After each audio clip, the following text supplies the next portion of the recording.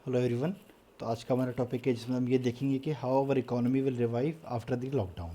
तो जैसा सबको पता है कि अभी लॉकडाउन चल रहा है, तो सब लोग अपने घर पे हैं, तो इकोनॉमी भी स्लो डाउन चल रहा है।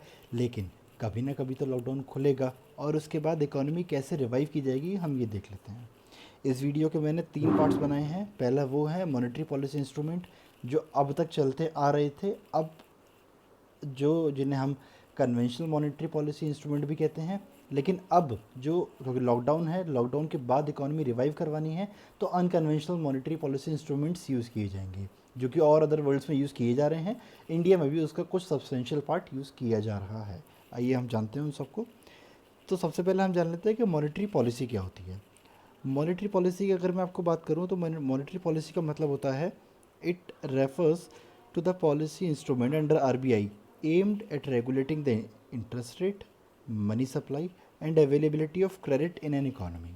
इसका मतलब है कि मॉनेटरी पॉलिसी इंस्ट्रूमेंट के थ्रू आरबीआई, जो कि हमारी central bank of the country है, वो इंटरेस्ट रेट यानी ब्याज दर, मनी का सप्लाई और अवेलेबिलिटी ऑफ क्रेडिट कि मार्केट में कितना क्रेडिट रहेगा, ये रेगुलेट करती है। अब आरबीआई के पास ये पावर कहाँ से आती है? तो आरबीआई एक्ट ऑफ 1934 से ये पावर आरबीआई के पास आती है। ठीक। नेक्स्ट है इसका जो कन्वेंशनल मॉनेटरी पॉलिसी इंस्ट्रूमेंट जो अब तक यूज़ होते आ रहे थे। कन्वेंशनल मॉनेटरी पॉलिसी इंस्ट्रूमेंट भी दो टाइप के होते हैं, एक होते हैं क्वांटिटेटिव, दूसरे होते हैं क्वालिटेटिव। तो क्वांटिटेटिव की अगर हम बात करें तो सबसे पहला है रेपो रेट। मैं आपको ब्रॉड ब्रॉड बता दे रहा हूँ, डिटेल में हम किसी और वीडियो में बात कर लेंगे।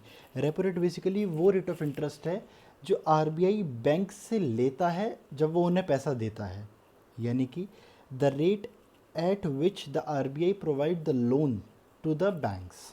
ये भी उसके बाद हम रिवर्स रेपो रेट पाएंगे।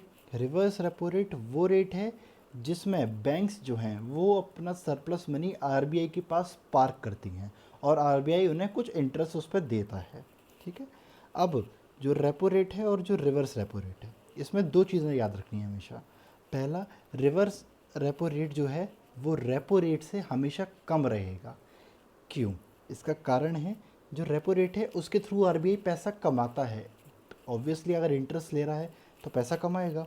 रिवर्स रेपो रेट में पैसा देता है, तो जब तक पैसा आएगा और जो पैसा जा रहा है उसमें गैप नहीं होगा तो आरबीआई को प्रॉफिट नहीं होगा। ये जो इन दोनों के बीच में प्रॉफिट होता है इसे आरबीआई की इनकम कहते हैं। उसके बाद में है लिक्विडिटी एडजस्टमेंट फैसिलिटी। ये भी हमारे कंट्री में हो रही थी पहले, लिक्विडिटी एडजस्टमेंट फैसिलिटी। उसके बाद में है लॉन्ग टर्म रेपो ऑपरेशंस जो आरबीआई ने अभी की हैं, जिसमें आरबीआई ने शॉर्ट टर्म वाले जो बॉन्ड्स थे वो बेचे हैं और लॉन्ग टर्म वाले बॉन्ड्स जो हैं वो भी उनको भी सेल ऑफ किया है। जो शॉर्ट टर्म वाले हैं उनको वापस ख़रीदा है, मैं गलत बोल गया पहले। उसके बाद है मार्जिनल स्टैंडिंग फैसिलिटी, ये पांचवा है। अब हम आते हैं कि क्वालिटेटिव इंस्ट्रूमेंट क्या होते हैं। तो क्वालिटेटिव इंस्ट्रूमेंट में पहला है margin requirement, rationing of credit, moral suasion and direct action. ये चार क्वालिटेटिव इंस्ट्रूमेंट हैं। अब हम आते हैं अनकन्वेंशनल मॉनेटरी पॉलिसी इंस्ट्रूमेंट के ऊपर जो आरबीआई अब यूज़ करने वाली है और कर रखी है पिछले 2.5-3 महीने में। अब जैसा सबको पता है कि all over the world lockdown चल रहा है, रिसेंट इकोनॉमिक स्लोडाउन भी है, तो central bank across the world are adopting unconventional monetary policy to revive growth in their respective countries. बात याद रखनी है, revive the growth in their respective countries. अब जो अनकन्वेंशनल मॉनेटरी पॉलिसी इंस्ट्रूमेंट है वो बेसिकली 3 ब्रॉड सेक्टर्स में मैंने डिवाइड किए हैं जिससे आपको आसानी से समझ में आ जाए। पहला है ज़ीरो इंटरेस्ट रेट पॉलिसी, दूसरा है नेगेटिव इंटरेस्ट रेट पॉलिसी, तीसरा है हेलीकॉप्टर मनी। जान लेते हैं कि ज़ीरो इंटरेस्ट रेट पॉलिसी क्या होती है। ज़ीरो इंटरेस्ट रेट पॉलिसी को पॉपुलरली क्वांटिटेटिव ईजिंग भी कहा जाता है।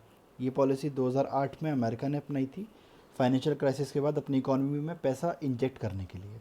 इसमें क्या होता है, जो फेडरल बैंक होता है यानी जो सेंट्रल बैंक होता है, the central bank provides loan to the bank at low interest rate to spur investment level in the economy. इसका मतलब है कि जो सेंट्रल बैंक होगा वो बैंक्स को ज़ीरो इंटरेस्ट रेट यानी कि जो बहुत मार्जिनल होगा, जैसे 0.25 हो सकता है, 0.50 हो सकता है, उस पर बैंक्स को लोन प्रोवाइड करता है लो इंटरेस्ट रेट पर, जिससे कि वो फर्दर उस लोन को कस्टमर तक पहुंचा सके। सेकंड है negative interest rate policy. Negative interest rate policy का मतलब होता है कि the banks would be required to pay interest to the central bank if they park their surplus reserve. Bank के पास अपना पैसा होता है। जनरली क्या होता है कि आरबीआई एक सेफ ऑप्शन है बैंक्स के लिए अपना सरप्लस मनी पार्क करने के लिए। तो बैंक्स जो होती हैं वो आरबीआई के पास अपना सरप्लस मनी पार्क कर देती हैं और उस पर कुछ इंटरेस्ट कमाती हैं। ये जो नेगेटिव इंटरेस्ट रेट पॉलिसी है ये इसी चीज़ को कम करने के लिए है। इससे क्या होगा, जो बैंक्स जो होंगे वो आरबीआई के पास पैसा पार्क नहीं करेंगे, क्योंकि वहाँ आरबीआई उनसे इंटरेस्ट चार्ज करेगा पैसा पार्क करने का। अपने पास पैसा लेने का भी आरबीआई पैसा इंटरेस्ट चार्ज करेगा। इससे क्या होगा, जो बैंक्स होगा वो बोरोअर्स को चीप रेट पे लोन प्रोवाइड कराएगा। और ये पॉलिसी जो है जापान में फॉलो हो रही है करेंटली। स्विट्ज़रलैंड में जो स्विस बैंक है उसमें यही पॉलिसी फॉलो होती है हमेशा से।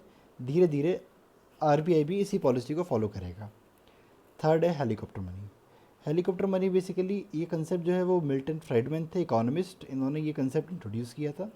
इसका मतलब होता है कि जो सेंट्रल बैंक है वो फ्रेश करेंसी नोट्स प्रिंट करेगी और लोगों में डिस्ट्रीब्यूट करेगी फ्री ऑफ कॉस्ट। हेलीकॉप्टर मतलब होता है कि बेसिकली हेलीकॉप्टर से पैसे फेंके जाएंगे। ये इसका लिटरल सेंस में मीनिंग है जो मिल्टन फ्राइडमैन ने बताया था। फिर जब इसे और इकोनॉमिस्ट ने एलेबोरेट किया तो उन्होंने बताया कि जो आरबीआई है यानी जो central bank of the country है वो फ्रेश मनी प्रिंट करेगी, फ्रेश करेंसी प्रिंट करेगी और लोगों तक पहुंचाएगी। The idea here is to promote demand in the economy during the recession. इससे क्या होगा, इकोनॉमी में डिमांड आएगी और डिमांड आएगी तो रिसेशन से आप इजीली बाहर आ सकते हैं। और एक बार रिसेशन से बाहर आ जाएंगे तो जो एडिशनल मनी होगा इकोनॉमी के अंदर आरबीआई उसे सकअप कर लेगी, उस पैसे को वापस ले लेगी।